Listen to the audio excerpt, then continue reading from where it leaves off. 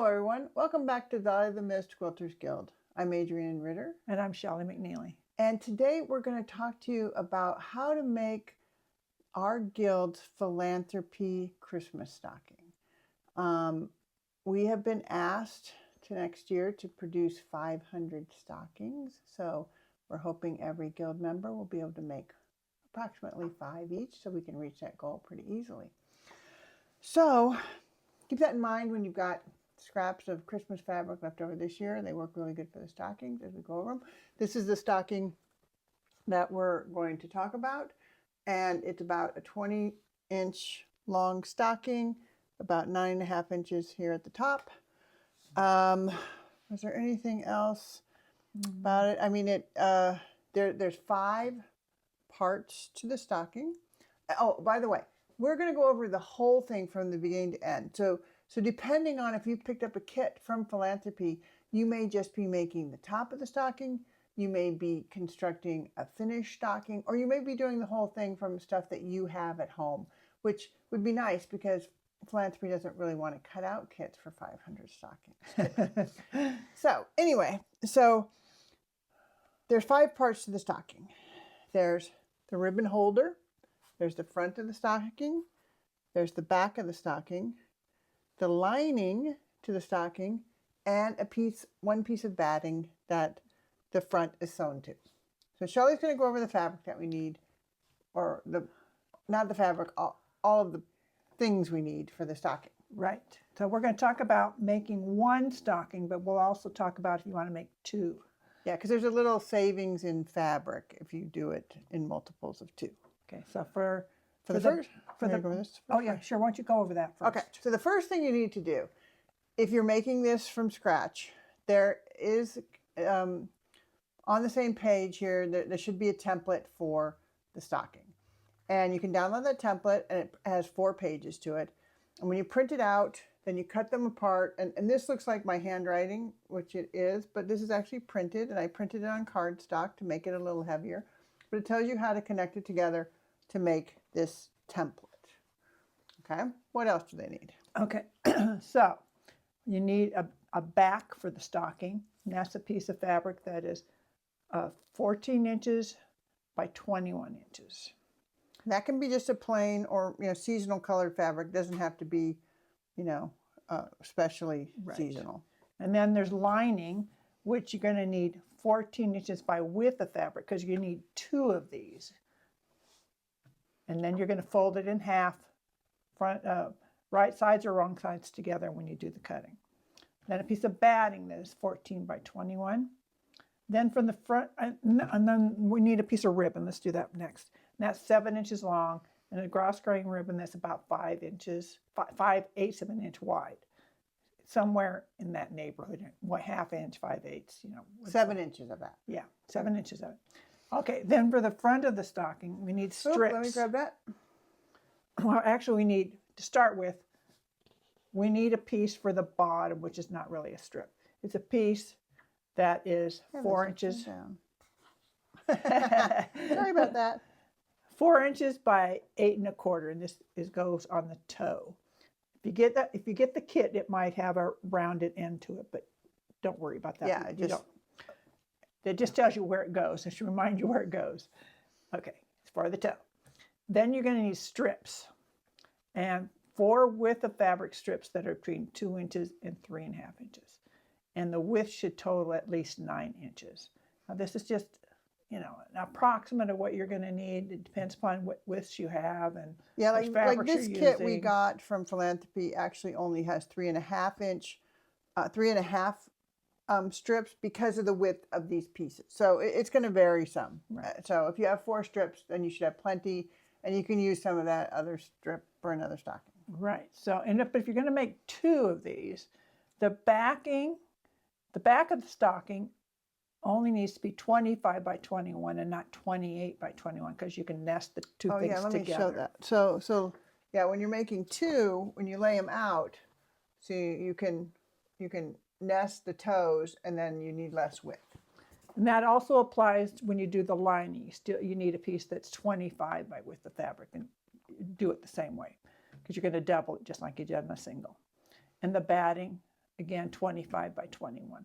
Then double the number of strips you need, which we'd said before we needed at least 9 inches, you need at least 18 inches. And then you need 2 pieces of ribbon that are 7 inches long. Okay, so another thing that And I want obviously 2 pieces for the toe. Oh yeah. Yeah. Okay, so I do want to say that if you're making these yourself, that obviously leftover fabric from Christmas projects you've done is great for the fronts. The lining piece is just kind of a neutral piece, probably white. It doesn't have to necessarily be Christmas fabric. And the back, like I said, can just be, you know, just something that coordinates with your front fabrics. The batting, the great place to get this batting that you need is leftover pieces from quilts that you finished. You know, this was a piece I cut off of a quilt that I recently finished, and I'll be able to get quite a few stockings out of that. Okay, so you know all the fabric you need, but I want to have you wait to actually cut out the back and the lining. We're going to do that after we assemble the front. So let's talk about assembling the front.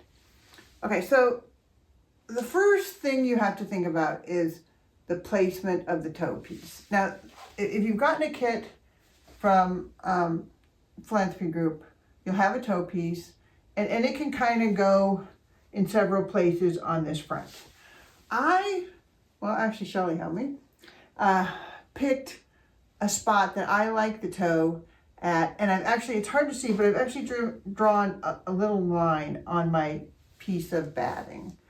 And I'm going to place the toe piece on there. And I want to explain to you why this angle of the toe piece matters.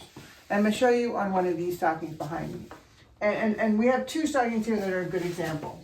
This one, the toe piece, if you turn it sideways, is kind of horizontal at that angle. And this one here, can you turn that one up, Shelley? Is horizontal. Maybe we have to go a little higher. I should I can see over the board. Oh, okay. So it's horizontal more at more of an angle, and that changes the length of the strips you need. And and both are correct. It doesn't matter. It's just your preference, or if you happen to have like some leftover short pieces, or you're working from strips from a fat quarter or something like that, and you don't have super long strips, you might want to think of trying to angle it with shorter strips. But it's purely just it's just your preference. I mean, there's no right or wrong on that. Okay, so I've set this toe piece on, and then I just need to grab a strip of contrasting fabric. It doesn't matter which one, and I'm gonna put it on here, and I'm going to put right sides together, kind of like what you do with paper piecing. And this is a quilt-as-you-go method of sewing this stocking. So we're going to sew this 1/4 inch seam here. And one thing to think about every time you do it is, you know, check to see, and actually an easy way is to lay it above it. Make sure you're going to cover that area, fold it down, and then sew it on. Right. So after you press it out, you're going to trim off this lower edge, or whichever way that has it sticking, and then you're going to pick your next piece of fabric, and you're just going to keep going on up to the top. Yeah, just make sure you have plenty of extra so when you fold up, it fits. Yeah, it's best to cut it after you press it, so you can see that it's going to fit. You don't have to cut right up next to the edge of the batting now. Right. So do that later. Like here's an example of one of these stockings, and you can see that it extends out the extra, and it will be trimmed later. Okay, so we're going to go and we're going to sew our stocking fronts, and if we think of something that we need to talk about, we'll come back. Otherwise, we're going to come back with our fronts done. All right, so we have the fronts of our stocking sewn, and I wanted to just show you again, this is one we had before. This is an untrimmed one, and you can see it has all that stuff hanging off the edge. If you haven't started sewing your stocking, I do want to caution you that the trickiest place probably when you're sewing on these strips is right here at this bend in the foot. Definitely preview how your fabric's going to lay, because it gets a lot longer at this end than you think it's going to be. And then around here, when it changes side, the angle kind of changes. So you know, when you lay it down on there. Yeah, I said Preview it. I had the sewn down part, and then I'd set the fabric above it, kind of, and then I'd fold it down over top and make sure that it fit. I still had to rip one out. But. Okay, so now we have trimmed these to match the batting, and that you can do with scissors if you're not comfortable doing it with a rotary cutter. I use a rotary cutter and a ruler, and I just keep, you know, the ruler so I can see the edge, and I just keep moving it and trimming it. I have no trouble with that. But if you're not comfortable, then do it how you best do it. All right, we've trimmed the front. So now is when we cut out the back and the lining, because we use the template to cut the batting, but as you sew this, the shape can change a little bit. It can either shrink because of the quilting or whatever. So for ease, the best thing to do is to cut the other 3 parts to match this. Right. Would you say? Okay. Yes. So you're going to take your backing, you're going to place the front of the stocking and the backing right sides together. And I don't know if this fits exactly, but you're going to use that, and you're going to trace around it, cut that out. One backing piece. One backing piece. And then you're going to take your lining, and you actually can do all 3 at once if you feel confident, but if you really want to be skimpy on fabric, it's sometimes better to do them separate. But now you're going to take the lining piece that's folded either right sides or wrong sides together, so you get 2 different directions, and you're going to use this as the template for that too, and cut it out. So now we're going to assemble the stocking, and this is pretty easy. So the first thing you need to do, have your front of your stocking in front of you, and you have 2 pieces of lining. And you know, if they're, mine right now are wrong sides together. So I'm going to see, so this is the right side on the outside. This side, this is how it matches. So now I have right sides together of those 2 pieces. I'm going to take that one away. That's for the back. So now I have matching pieces, right sides together, front and lining. And Shelley's got the same thing. Yes, I do. And we are simply going to sew a seam right across the top. And then we'll be back. Okay, so we have that first assembly step. Well, I guess it's our second assembly step done. I have it sewn together right here. And then the next step, I'm going to set that down. I don't need it for a minute.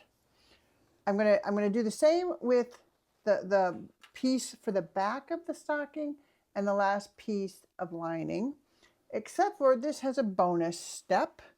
This is where we put in the hanger, the ribbon hanger, and we want that near the back of the stocking, by the same side as the heel of the stocking, and you're going to put that ribbon pretty close to the seam line, clip it in there, and then you're going to sew a seam across the top the same way.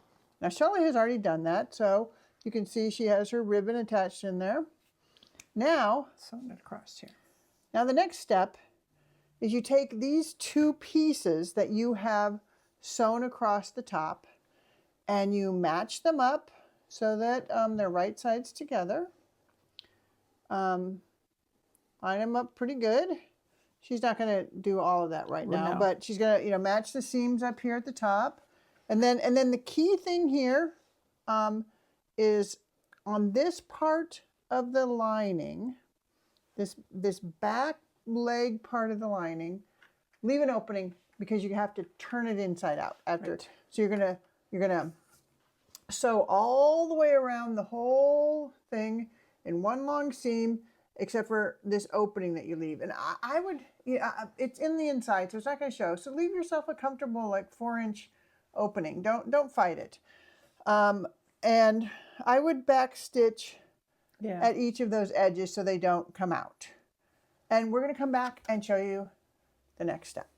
All right, we are almost done, but we can't have you forget this next important step. So we have it sewn together. I would recommend that you look at the other side of your stocking. Make sure you actually have caught both seams all the way around. You don't want a hole in the stocking. And then what we need to do is clip our curves. And for those of you that have done garment sewing, it's a very normal thing to do. It's not such a normal thing in quilting, but what you want to do, the most important curves to clip are your convex curves, which are the ones that have a bulbous out part, because they need to stretch around that and open up. So you're gonna take a little scissors and you're gonna cut almost to the seam line. Don't cut through the seam line, or you'll be repairing that. You do want to clip the concave curves also, just so that they lay nice. That gives them so they don't really bunch up on the inside. But the convex ones are the most important. And you're going to clip every ½ inch or so. You feel like that fabric's got ability to open up and move. Okay. We're going to clip all of those curves, and then we'll be back. All right, so we've got all those curves clipped, and now it's time to turn the stocking and reveal the beauty of your stocking. And I just like to stick my hand all the way in and grab the end and start pulling it out. Just like that. Be careful at that seam. You don't want to rip it out. And you go to the other end on the lining. Shelly's doing the lining first, I think. She's hidden behind the board. She's not showing you what she's doing. I didn't make my hole big enough to put my hand in. Oh, I said leave a big hole there. Okay, so then you're gonna, after you turn it, you're gonna if you can stick your hand in there. If you can't, you can use a purple thing or a bodkin. A bodkin still with I have a bulb end on this bodkin. It works really good to like push out those things without poking out a seam. I just run it on the inside there, poke it all out, and then afterwards, I'm gonna iron this to make sure it's wants to stay in place. So I'm gonna do that all the way around, both parts. Shelly's still fighting with hers. Maybe she's got a bigger hand. Maybe I do. Yeah, maybe I got tiny hands. Yeah. No, I don't. Not at 6'1", I don't have tiny hands. Okay, so after it's all turned right sides out and you're ready to press it, I like to take this part where the hole is, and I kind of, I've pressed it, but I kind of fold it so I've got like my 1/4 inch seam, so it looks like it was sewn, but it's not. And so the 1/4 inch seam is facing each other, and I press that down. And then you're going to go back to the sewing machine, and you're just going to very close to that edge. And I would use white thread if it's a white lining. You're going to sew up that hole. And then we'll come back with the last step. All right, we're at the last step. So the last thing you have to do, you can see I sewed up my back there. Now I'm going to stuff the lining inside, and Shelly's going to show you hers, which she has already done that to. Already, yep. Finish my, press it, all nice and flat, both sides. You might have to mess around with it to get that lining stuffed in there all the way down to the toe. Yeah, press this top seam area really good. And that actually helps you get it in there better, I think, because otherwise it's like I'm trying to push too much lining down in there. Oh, yeah. Okay, so that's it. That's how you make the stocking. Make a bunch. for philanthropy. Make a bunch for your family, but have fun.